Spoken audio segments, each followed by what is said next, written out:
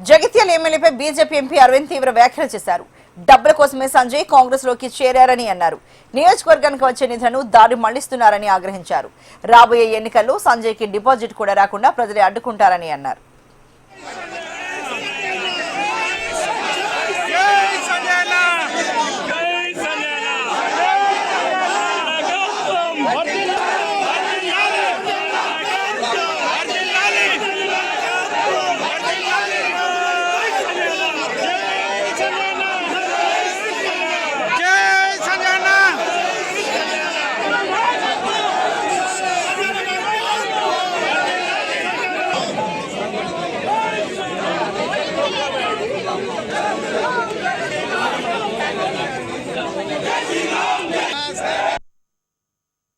జగిత్యాల ప్రజలు మీ ఎమ్మెల్యే చేసే ఘనకార్యాలు మీకు తెలియాలి. 38.5 కోట్ల రూపాయలు అమృత్ పథకం కింద ఇక్కడ జగిత్యాల మున్సిపాలిటీకి వచ్చినాయి.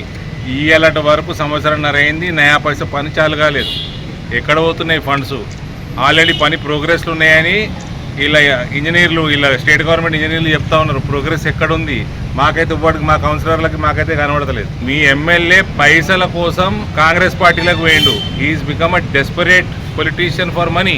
జగిత్యాల ప్రజలు గమనించాలి. రానున్న కాలంలో ఇటువంటి వాళ్ళకి డిపాజిట్లు గల్లంతు చేయాల్సిన బాధ్యత జగిత్యాల ప్రజలే.